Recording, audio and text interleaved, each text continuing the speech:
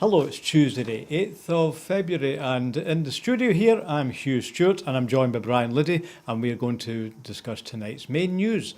So the first thing we're going to start with, Brian, is the COVID statement from the First Minister. Nicola Sturgeon was on her feet for a couple of hours, wasn't she, today in the Parliament? So you've been looking at the whole thing. So what did she say, first of all, for the general situation? Where are we now with the Omicron infection? Well, on the whole, it's optimistic, and I would say that if you were to sum the First Minister's briefing up in one phrase, it would be steady as she goes, I would say. The figures are all broadly stable, and all the figures are coming down by about 5% on a daily basis over the past week or so. The recent return to work and return to school has meant and the lifting of some measures since December means that the government is not surprised that there's been some rise in, or there is still some fairly high figures in overall, but relatively they're not unduly concerned as to the figures. The weekly ONS report has said that last week there were one person in 30 in Scotland had COVID, which is about a plateau from the week before. There's a slight easing in the number of people in hospitals, down from 682 to 550 last week, and again those are weekly figures. So it's quite a big drop from 682 to 551 week from 2 weeks ago to last week. So all the trends are positive. And the First Minister said that we're moving into what she described as a calmer period. So there's going to be less frequent figures are going to be reported over the weekend, and they're going to be rolled into the figures on Monday. So the situation is much more positive than she had hoped for when they were looking ahead to projections, and she puts that down to three things. One is the vaccination programme, the fact that there are still basic restrictions in place, that we have to wear face masks in public transport and in shops and the like, and that people have complied with the measures.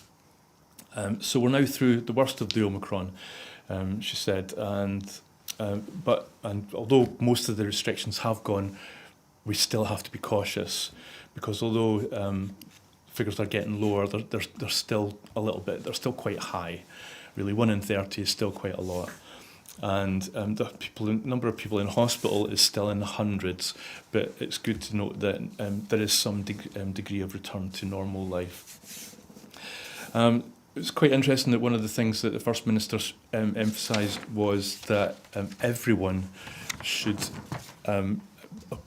maintain the current measures as regards face coverings and frequent testings if you're going to be meeting out with people.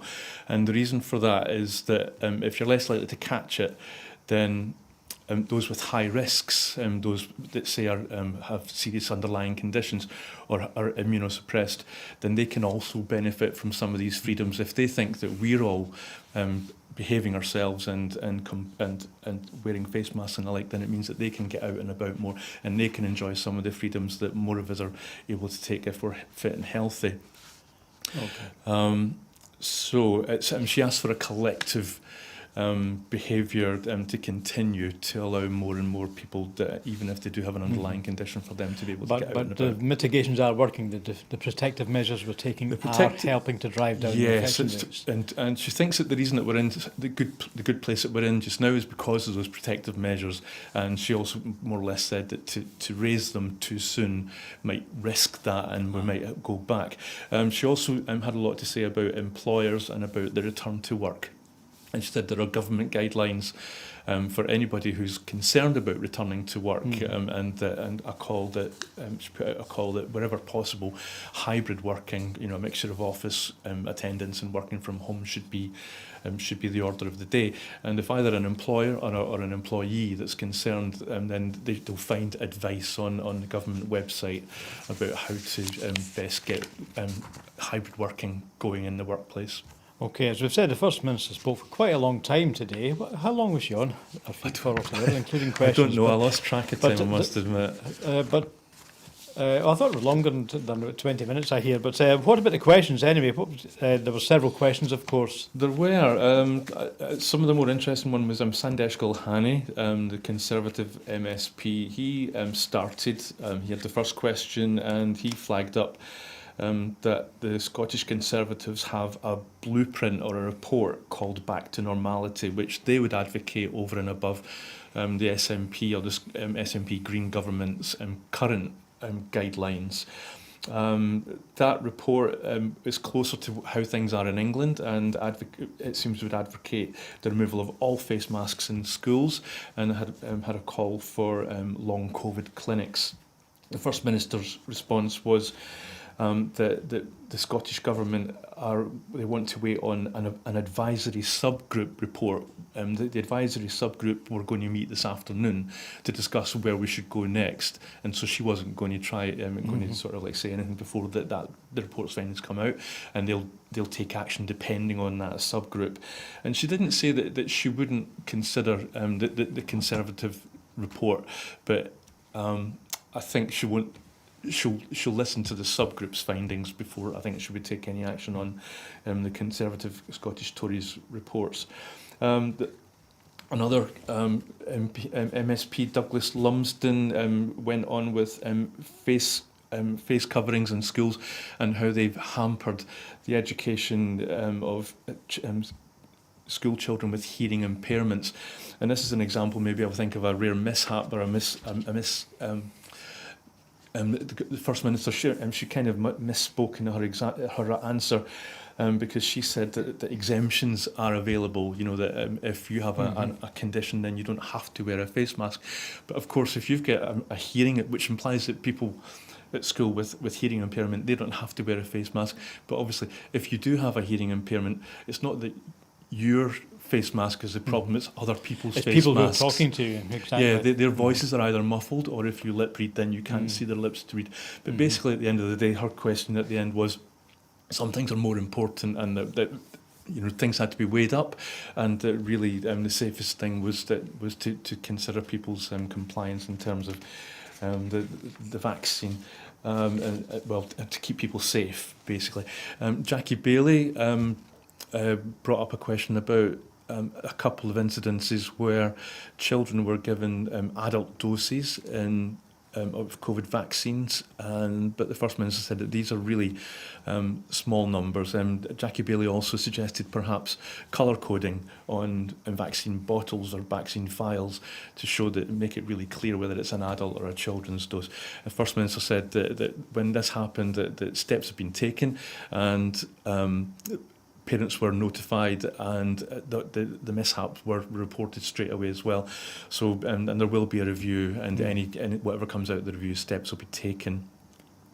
Bob Doris, he had an interesting question, and he said that authorities in England are the guidelines, the government guidelines in England are that there's no need for face masks in schools, and Bob Doris noted that Scottish Tories want the same guidance to be followed here in Scotland, and yet in England he noted that some local education authorities are asking that schools continue to wear face masks, and so there's kind of like there's some dissent, and so doesn't that mean that the Scottish Tories should follow Scottish Government's guidance and maintain face masks? Yeah, well, we better move on. Just finally, let's remind people, of course, as you said, Brian, that face masks are still to be worn in Scotland on public transport and in crowded places such as shops. And also it is working, right? So the mitigation measures are working. In England, where, as you say, Brian, some of these steps have been relaxed, the infection rates are higher, and there are more than 1 in 30 infected in England. So using England as a comparison, the Scottish measures do appear to be working. And let me just remind you, I noticed that Dr. Gulhani also did say to everyone, let's all get vaccinated. So again, the Scottish vaccination distribution has been remarkably successful, hasn't it? One of the best in the world. Now let's move on then. We hear today from the SNP that a 2014 claim by the Westminster Treasury that Scots would be £1,400 a year better off by voting no to independence has been called out as every person in Scotland is now set to be worse off by an average of £2,400. as the cost of living crisis spirals, Brian. Between tax hikes, inflation and skyrocketing energy prices, the average family in Scotland is said to be worse off by £2,417 on average. Meanwhile, the UK government has voted through a tax cut for the banks worth £4 billion. Commenting, SNP's MSP Jim Fairley said, "Yet another key claim made by the No campaign in 2014 has been exposed as a lie this week as the cost of living crisis spirals out of control and will force thousands of families in Scotland into poverty. The squeeze on the cost of living is made worse by cruel Tory policies as they hike taxes for those on the lowest wages and fail to come up with effective solutions for the energy price increases. Worst of all, the Tories took £20 a week from families on universal credits at a time when they needed it most. Promise after promise made to Scotland by the Tories, Labour and Lib Dems in the No campaign are thrown on the scrap heap, and as every lie unravels, the case for independence becomes stronger." That's a point to take up in at the end. It looks as...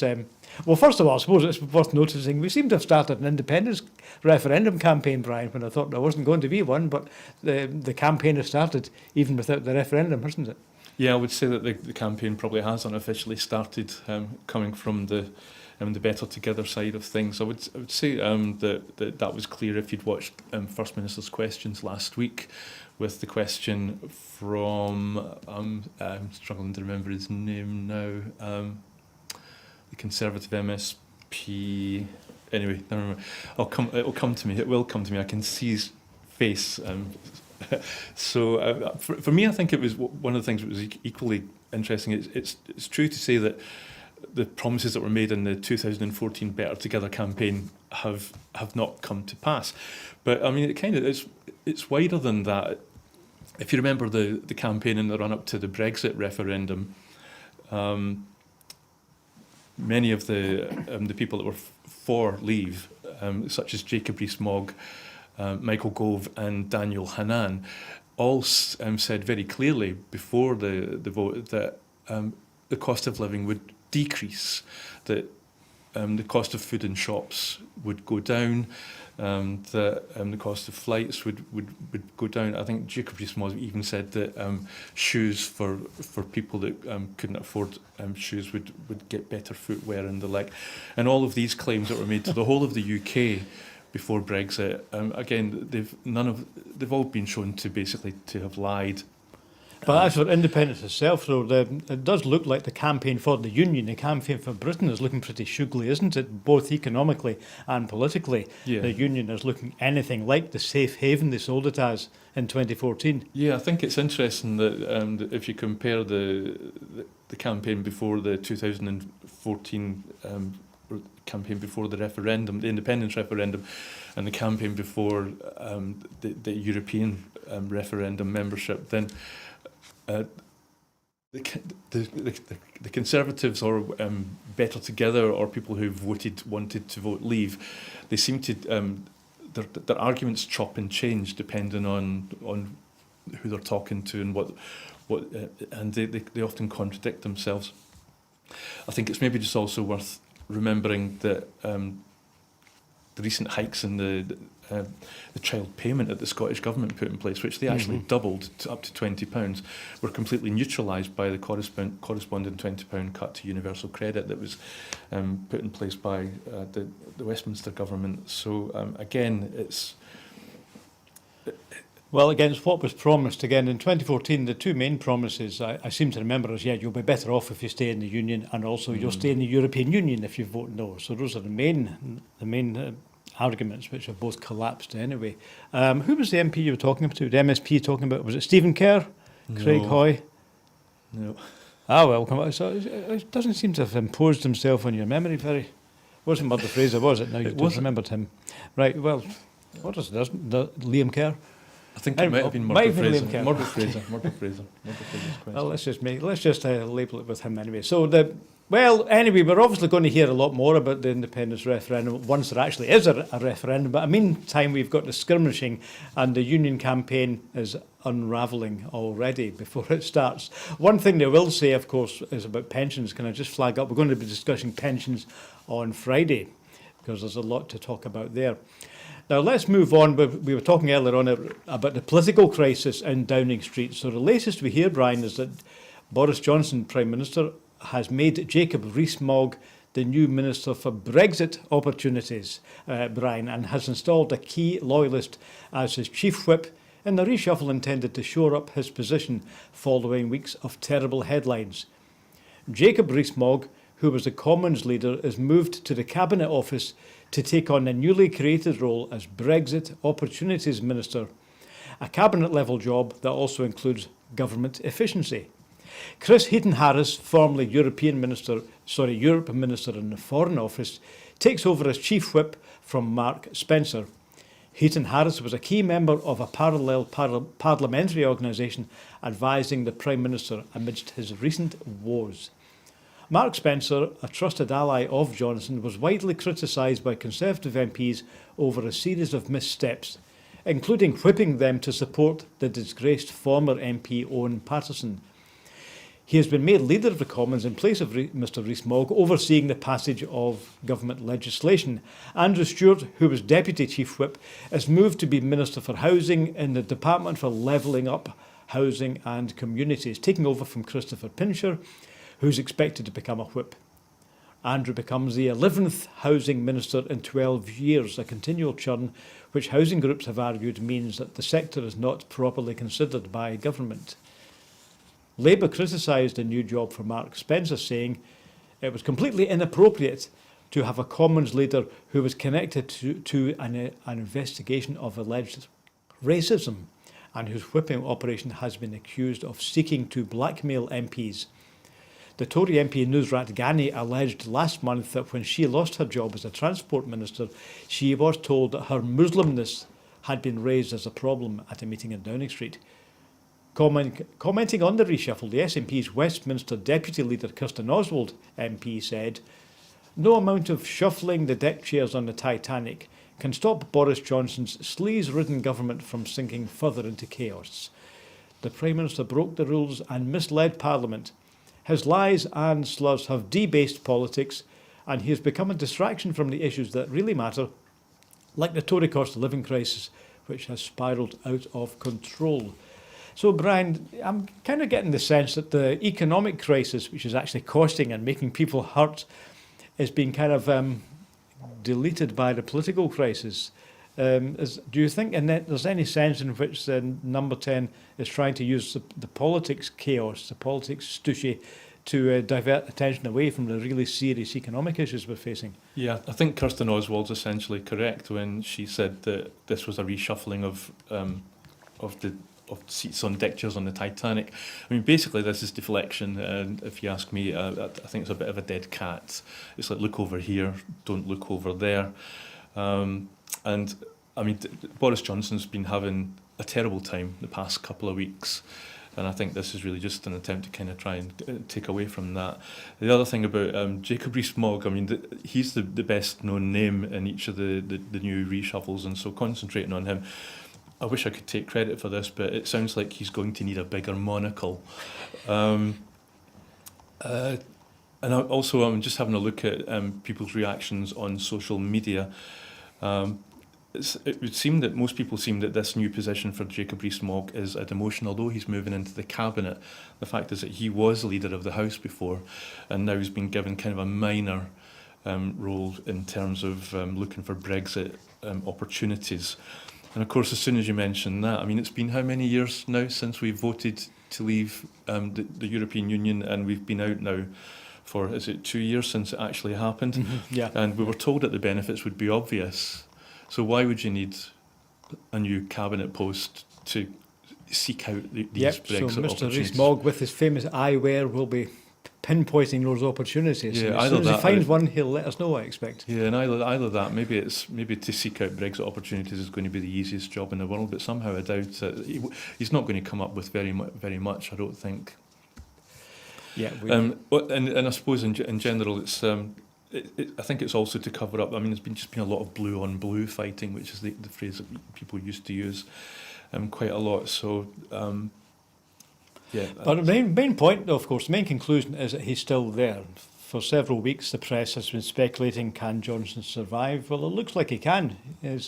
I expect you refer to the dead cat comment. I think that's a strategy attributed to his Australian gurus at Linton Crosby, and he's apparently been advising the Prime Minister. And I think the idea is that you just keep it going for a few weeks, and then people will move on. Are we going to forget? Are the voters going to forget? So I don't know how long it is, but I think once they reckon something's been in the news cycle for 3 or 4 weeks, you then move on. Yeah, and he's still there. Yeah, and Linton Crosby was an interesting example, because apparently there were cheers from Conservative MPs when Boris Johnson told them to their face that he was going to get Linton Crosby back in. And I think he even implied that he'd spoken to Linton Crosby. And then Linton Crosby let it be known that he wasn't leaving Australia, he wasn't coming back, and I don't think he even said that he hadn't spoken to the Prime Minister specifically about that, and so he's not coming back. So again, it's just another lie by our Prime Minister. So Crosby's not coming back, and Johnson's not going anywhere. Right, so and this thing about blue on blue fighting. I mean, again, it's I think recently the Scottish Conservative MPs have been asked to come out and say whether they support Boris Johnson recently or not, but they still continue to be quiet. Okay, so of course the Scottish Conservative leader was one of the first to come out and demand Johnson's resignation, so he's maybe beginning to look isolated. We reported, I think it was last night, the SNP is calling the others the Feeble Five, because he's still the only one of the Conservative MPs. Yeah, he's isolated amongst the Scottish Conservative MPs, which is quite telling. Yep, there's not many of them.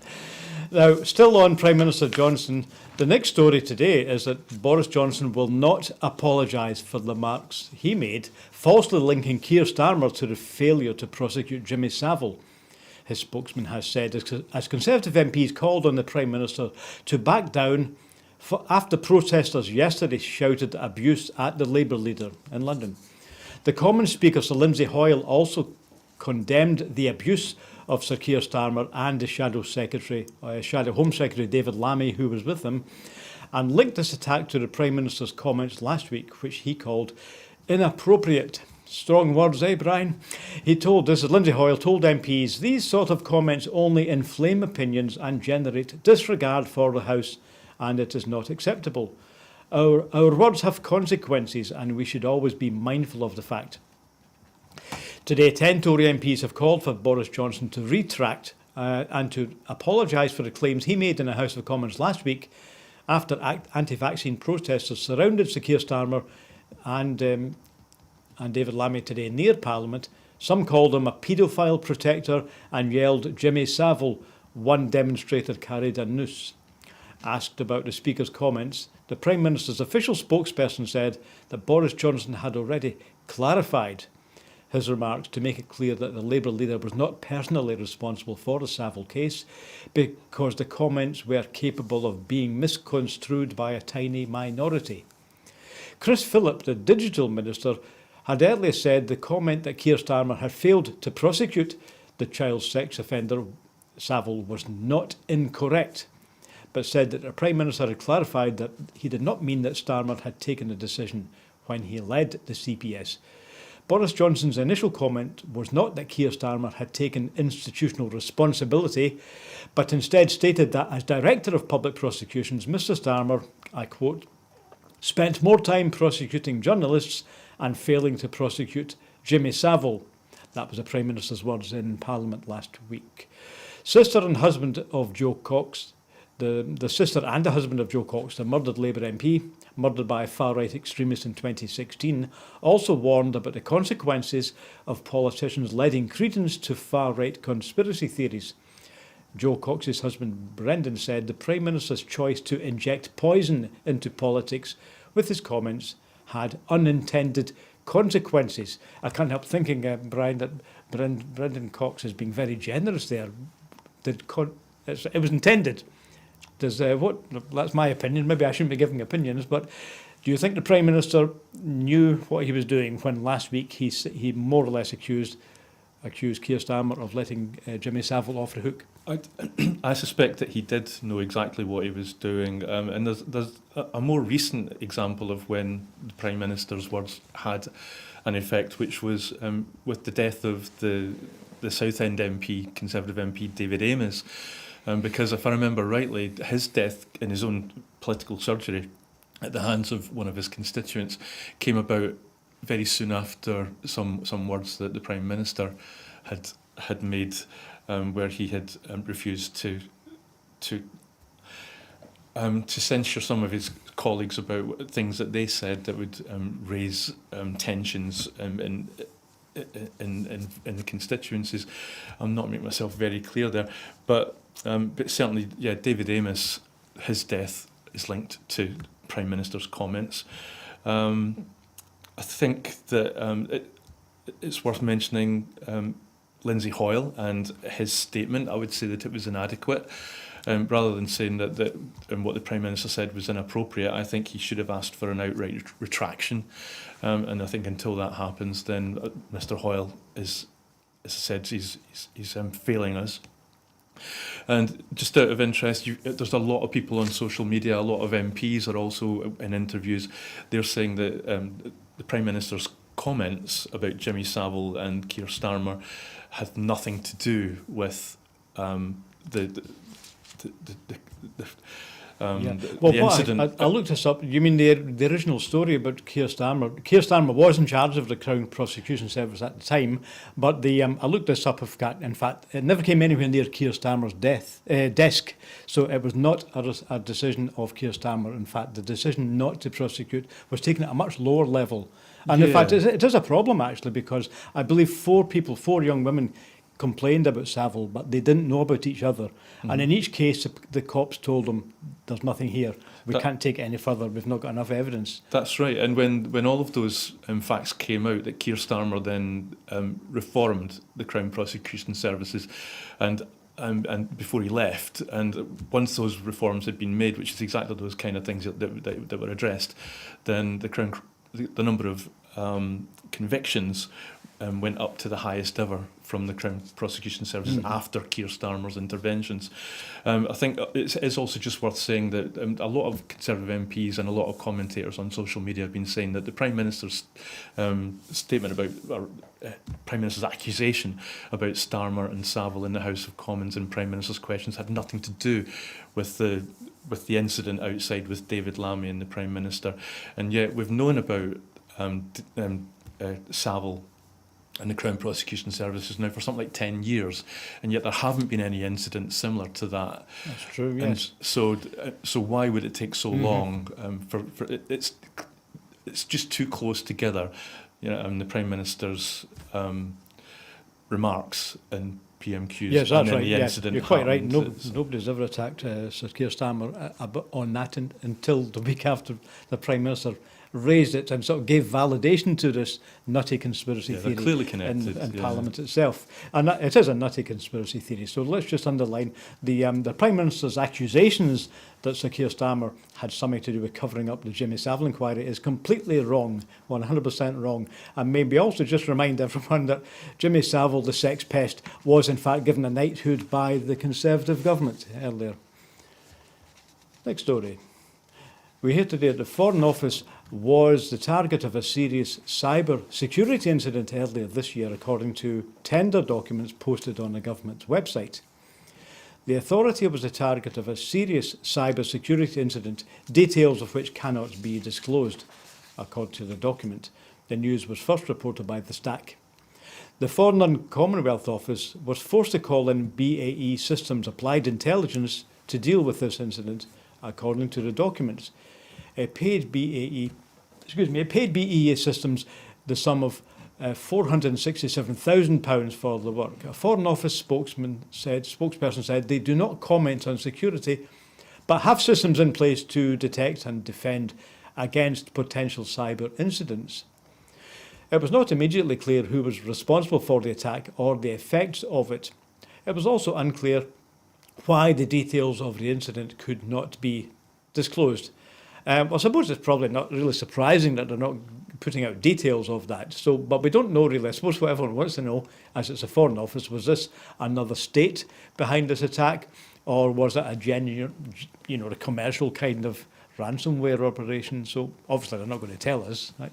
But this just undermines, of course, the need for anyone in public office to have very good cyber security. Yeah, I think that this is a story that's going to run.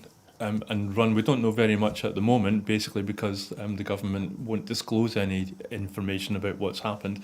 And judging on the current way the government acts, I'm sure that the reason for that, they will probably say, well, because it's to protect national security. I would suggest that it's probably to protect themselves.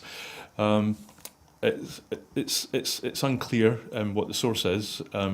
It would seem that the most obvious potential culprits are either China or Russia. I would maybe even put Huawei on the table, perhaps working on behalf of China. The fact that BAE were paid what seems like an urgent payment implies that they were brought in after the attack to address weaknesses in the Foreign Office to close security. the door afterwards. Yeah, exactly. And I wonder, has there been a personal data breach? Perhaps we'll find out about that. We might explain the silence as well. But well, we don't know that yet, but no. The interesting thing is how it came out is through accounting documents, if you like. It's a bit like Al Capone always asked the accountant, but it's because somebody was tendering for the contract to kind of fix the security problem, so that's actually how it came out. Yeah, I'm sure a lot of journalists are going to be putting in FOI requests, and so I'm sure we'll find out more soon. Yeah, who have you been paying for your cybersecurity? But clearly it is important because MI6 does come under the overall umbrella of the Foreign and Commonwealth Office, so clearly that's extremely sensitive. So I'm not surprised that they're not telling us a great deal of information about that. It also just makes you wonder, what else do we not know about? State secrets, eh? Now let's move on to European news. The leader of Ukraine's Eastern Rite Catholics said today that he has invited Pope Francis to visit the country, calling it a huge gesture that would help to bring peace at a time of tension with Russia. Speaking to reporters in a video conference from Kiev, Major Archbishop Sviatoslav Shevchuk said that there was no need to wait for conditions to be ideal, and the visit could take place even in the current circumstances. We have several times expressed a desire that the Holy Father visit Ukraine. We have invited him and repeated it often, Shevchuk said. We are hopeful. Gestures are very important, and visiting Ukraine would be a very strong gesture for all of humanity. Ukraine is predominantly Orthodox, but about 10% of the population belongs to the Eastern or the Byzantine Rite Catholic Church, whose followers are in allegiance with Rome. On the 26th of January, Pope Francis led an international day of prayer for peace in Ukraine, calling for dialogue to prevail over partisan interests. There have been suggestions by commentators that one possible or even likely resolution of the situation in Ukraine is no resolution, i.e. neither immediate war nor immediate peace, but a crisis that slowly and quietly quiets down or ramps up tensions to suit Vladimir Putin's domestic agenda. So it could be just a continued stalemate, Brian. Well, let's first look at the story anyway. Is that good news? Would it be good news then if Pope Francis was to visit Ukraine? And, well, presumably there's not too much distance between the Byzantine Church and the Orthodox Church. So presumably that would be, well, to quote Father Ted, that would be an ecumenical gesture. Yeah, I don't know really what to say about this, apart from it's something that we're just going to have to watch. I can't see any reason why Pope Francis shouldn't visit the Ukraine, but I would be concerned in that the problem that we have at the moment with the Ukraine seems to be basically it resolves around borders, and I would be wary to bring religion into what is very obviously a political, as you said, it's ecumenical. Would Pope Francis get in the way of any kind of diplomacy that's going on, or would he be some kind of covert diplomat? I have no idea. I know I'm beginning to sound like a conspiracy theorist, but I I would wonder if maybe it's better to wait until we have some concrete developments, and then Pope Francis could maybe come in towards the end to celebrate some kind of resolution, rather than go in at what is really quite an early stage. However, that brings us to the second part of the story, which is the suggestion really that this tension will just go on and on. I was wondering earlier on today if we could say, let's look ahead to 6 months' time or this time next year, and we'll look back and say, how was the Ukraine crisis resolved? But it might not be. It might be that they just sit there and we just keep on talking. So if we do end up asking those questions, and looking back and asking ourselves how was it resolved, I wonder how much of any role that a visit by the Pope would play. I think it's basically, I think it's a bit like window dressing almost. It's like, he would come in and say, I'm really sorry, I hope this all works out well. But at the end of the day, what is he really going to be able to do practically? I'm not sure. Okay, well, we'll come back to that story again, I'm sure, particularly if it's right, that it does just keep on rumbling. Over to America now, Brian. The Federal Bureau of Investigation is probing a meeting in a Washington, D.C. garage on the day before the January 6th Capitol Hill riot between the then leader of the Proud Boys extremist group and the now indicted leader of the Oath Keepers militia and other far-right figures. This is according to two witnesses who were interviewed by the FBI. Among the half a dozen people gathered at this garage near the Phoenix Park Hotel was the Oath Keepers head, Stewart Rhodes, who was indicted this year on charges of seditious conspiracy in the insurrection. The Proud Boys chairman, Enrique Tarrio, who was not present at the riot, was also at the garage meeting, but left Washington afterwards. The meeting put the heads of the nation's two best-known violent far-right pro-Trump groups in immediate proximity to each other 24 hours before the breach of the Capitol. Bianca Garcia, who heads a pro-Trump coalition called Latinos for Trump, and an affiliated organisation, the Political Action Committee named Latinos for America First, was at the garage meeting as well, according to witnesses and to video taken by a documentary film crew. Also present was Kelly Sorrell, a lawyer for the Oath Keepers and the Latinos for Trump. Sorrell told Reuters that she was invited by Garcia to meet Tarrio and to share information about criminal defence attorneys. She also said her role in the meeting was brief and did not concern plans for the next day. The UK House of Representatives Committee investigating the January 6 riot, in which supporters of then-President Donald Trump sought to block Congress's certification of Joe Biden's election as president, has subpoenaed the phone records of a photographer who accompanied Tarrio to parts of the garage meeting. The FBI's investigation of the meeting has not previously been reported, nor have the circumstances of the gathering. A short clip of the gathering, however, appeared in a Channel 4 documentary last year about the Proud Boys. Federal prosecutors have charged multiple leaders of the Proud Boys and the Oath Keepers with playing leading roles in the mayhem of January 6. Tarrio has not been indicted in the case. The Proud Boys is an all-male group that encompasses street brawling against leftist protesters and calls itself Western chauvinist. Oath Keepers wear military-style uniforms, train in military tactics, and often carry firearms in operations. So, Brian, we're referring to January 6th last year, 2021, when a very large group attacked the Capitol and, in fact, broke through and almost incarcerated the Vice President and a bunch of lawmakers there. All we're saying here is that not in a garage, in a garage in Washington, these far-right group people met the day before. The odd thing about it to me, as with the whole attack, is so much of it is on film, isn't it? They've actually had a camera crew there. So this is the worst the worst conspiracy ever?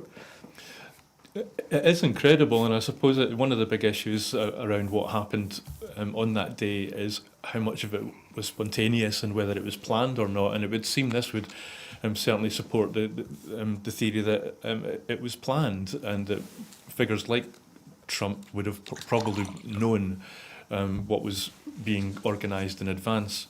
But you're absolutely right. I mean, not only before the event, I mean, this is 24 hours before the event, and some of this footage appeared in a documentary on Channel 4, you say, but also during the event, there's a lot of these or people, men and women in Proud Boys and the like, were filming themselves holding weapons as they literally stormed the Capitol, and would often speak into the camera and just say explicitly exactly what they were doing and what their intentions were once they got inside the building.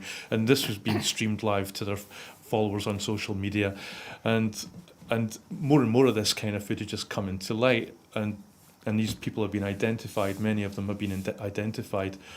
I saw a recent clip where an American news item which highlighted one man's example of doing that, and in response it would seem that Republican politicians are saying, no, this isn't an act of violence, it's just legitimate political expression, and yet these people are saying we're going to hurt people and are being shown to damage property and stormed the Capitol. It was essentially an attempted coup.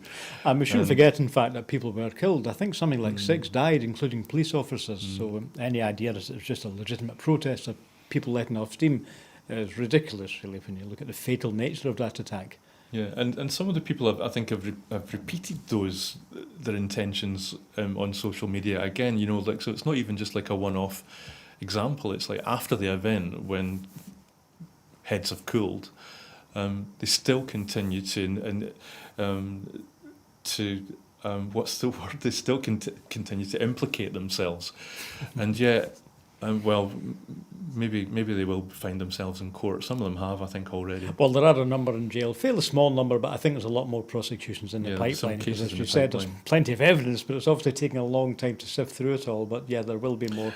And is it worth maybe saying that what happened to Keir Starmer and David Lammy outside Westminster yesterday is perhaps our own mini version of that? These are people that were harassing politicians in public following remarks made by the Prime Minister. So I think there's some correlation there as well. Yeah, there's people inhabit a parallel cyber world, and they believe everything in that world is real and not what's happening in the actual world that you and me live in, Brian. Okay, another story from Scotland today. The Scottish Government has released news about the vision for justice, a vision to transform Scotland's justice sector through the COVID-19 recovery period and beyond, has been published today. The new strategy will enshrine key priorities, making sure that victims' voices are heard, placing women and children at the heart of service delivery, and reassessing the role that prisons and the use of imprisonment should play. Specifically, victims will take a more prominent role in cases, experience fewer delays, and be supported in their recovery. A victims commissioner will be appointed, and there will be an increased use of pre-recorded evidence. Restorative justice services will also be made available across Scotland by 2023. Also announced, as well as the ambition to prevent violence against women and girls by tackling social attitudes of misogyny and gender inequality, the vision prioritises systemic changes to improve the experiences of women and children, building on the recommendations of Lady Dorian's report on the management of sexual offences and ensuring access to Bairnshuis for every child victim or witness who needs it. Next, prison will always be needed for the most serious offences to ensure safety, but with evidence demonstrating community interventions are more effective than short prison sentences at reducing reoffending, the strategy seeks to reduce the need for imprisonment through early intervention and providing greater access to community justice alternatives. The vision will be underpinned by a requirement for a whole sector to ensure people are treated with empathy and kindness, for example, by avoiding additional trauma by having to retell their stories. The plan also enshrines the need for collaborative work across public services to improve outcomes for individuals, focusing on prevention and early intervention. Well, this, Brian, all sounds perfectly logical. So let's look at the two sides to it. There's this business of prison or other sentences. And first of all, let's look at the focus on victims, which people have always complained are left behind. The justice system naturally focuses on the accused and finding evidence in the police. And people have always said, well, what about the the people who were victims of the crimes, there isn't anybody for them. Well, there will be now. Yeah, I think this is great. To hear a government actually producing reports and documents and bills using frequent uses of words like empathy and kindness and fairness is it's just incredible. You don't hear about it that often, and I think it's what we need. If you look at issues like misogyny, then I think they're right when they say that if we are going to tackle issues like that, then we do need systemic changes. And at the Bairns House, I think if I remember rightly, is basically I think what I'll go back. It's a good example, I think, of joined up thinking coming from the Scottish Government at the moment. They've produced many bills and many plans to action which use similar languages, so when it comes when Scotland gets to bring in its new welfare and social state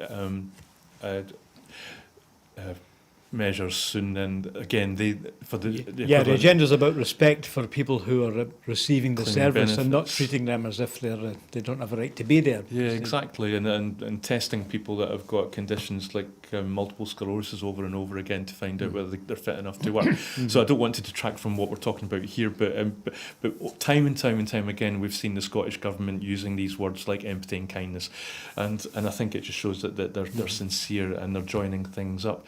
And I think it's only right that it kind of tallies with recent changes where if there is domestic abuse, then why should the mother and the children have to move out and seek secure accommodation when the perpetrator is usually male, but not always, but the perpetrator is left to stay, and it's the perpetrator that should be asked to leave.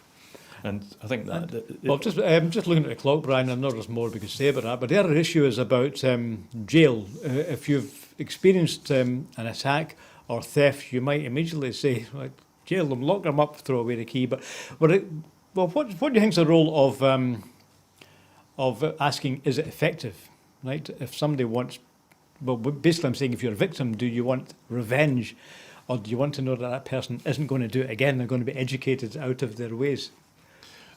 I think it's about fairness, as you said earlier on. It's like there's almost like an imbalance in that if something goes to court, then the emphasis tends to be on whether they did it or not. Are they guilty or are they innocent? And that, of course, that's important. Facts are important and evidence is important, but it's also important that it should be fair. And I think this will go some way towards making the system that way.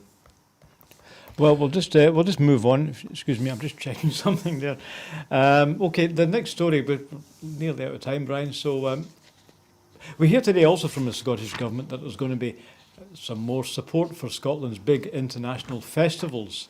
Now, I was just checking there on that subject. We just remembered before we started that the Burrell Collection in Glasgow will be reopening soon. I was just trying to check if we knew when that was. But it was scheduled for March. Whether it's going to actually happen in March, I'm not sure, but it was scheduled for March. So the famous Burrell Museum, housing Sir William Burrell's massive collection, has been shut, of course, for a couple of years for complete reconstruction, and also COVID has delayed it. But it will be opening soon anyway. So let's turn to the other story, about the other culture story, really. Our major festivals are to benefit from a share of the government's £2 million Festivals Expo Fund. The funding has been awarded for events that run across the year, including Edinburgh's International Book, Film and Fringe Festivals, as well as the Glasgow International Festival and Celtic Connections. Since the annual fund was set up in 2008, it has given over £30 million to support the development of Scottish-based artists and practitioners to create a legacy of important new work for a range of Scotland's international festivals. Funding this year will also support festival resilience plans following the COVID-19 restrictions. Culture Minister Neil Gray said, "As many of our world-class festivals return to full operation following the pandemic, the Festivals Expo Fund plays an important role in building innovation across the sector. This helps to maximise the opportunities both nationally and internationally for emerging and established creative artists to showcase and to tour their work at home and abroad. So festivals actually, it's big business for Scotland. As we're sitting in Glasgow, we're just a few hundred yards away from the Celtic Connections main site. Celtic Connections just finished a couple of days ago. So I've been at one or two of the events. Now, before COVID, it was big and international. I've been at lots of events there, and you're often sitting next to people who've come up from England or come across from America or Canada. So I know just from that small local example, we really are on the culture map internationally, aren't we? Absolutely, and for a country of our size, I think we probably punch above our weight. I think you're right. That, yeah, obviously COVID has brought a shutter down on international festivals, and I can't resist, but I can't help but mention that Brexit hasn't really helped either. Your report was peppered with the word international, but it's not so easy nowadays for artists to travel internationally after Brexit. The other thing that's worth mentioning is obviously when people talk about Scotland's festivals, international festivals, they'll obviously think about Edinburgh and then very quickly Glasgow, but there are international festivals happening all over Scotland in cities like Perth and Stirling. It's just maybe a shame that there couldn't be more than £2 million to go around, but obviously there are, COVID's probably preventing us spending more money on the arts. But certainly post-COVID, this is going to be vital, that if we're going to sort of get... And the amount of money that these international festivals bring in, is really quite considerable. They're often... that's not recognised by Conservative governments in Westminster. And I was referring to the festival in Glasgow, of course, the Celtic Connections. Famously, people in Glasgow don't go to the Edinburgh Festival very much. I'm sure you do, you're a very cultural bloke. But the strange thing about the Edinburgh Festival to me has always been that it's not really for Scotland. It is more international than it is Scottish. First of all, people are at school.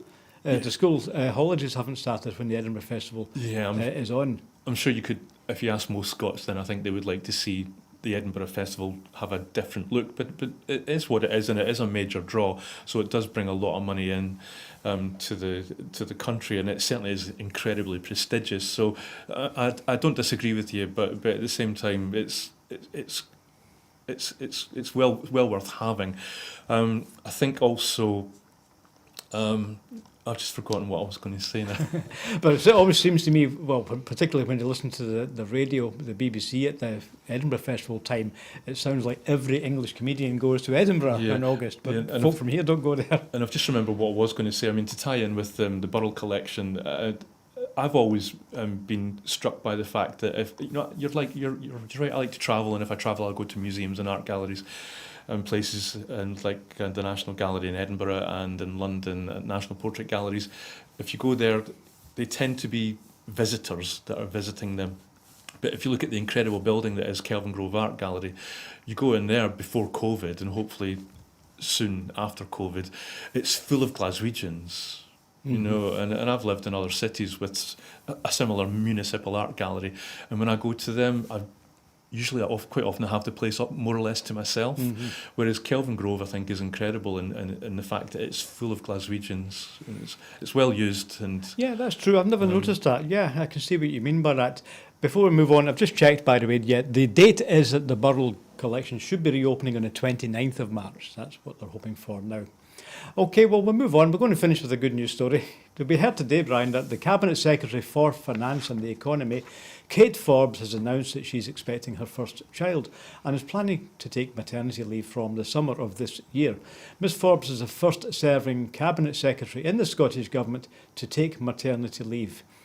Ms Forbes is not leaving government and will remain Cabinet Secretary for Finance and the Economy while on leave, resuming her duties upon her return.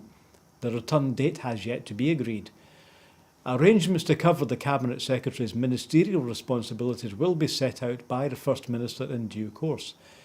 Ms Forbes said, "My husband Ali and I are absolutely thrilled to announce we're expecting a baby later this year, and we're looking forward to welcoming a new member of our family.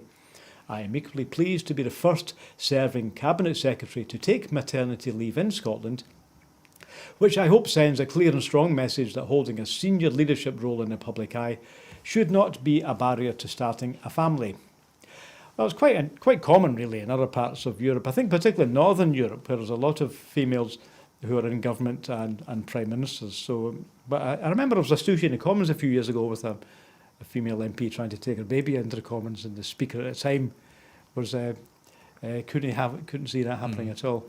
Yeah, you're absolutely right. I mean, it's good news, and to hear that the Forbes are starting a family. But as we're a hard-hitting news programme, I think it's fair to say that the most important thing, and the reason that this is a story, is that it highlights the fact that here in Scotland and with the Scottish Government that maternity leave doesn't mean that you have to halt your career, and that should definitely be how it proceeds.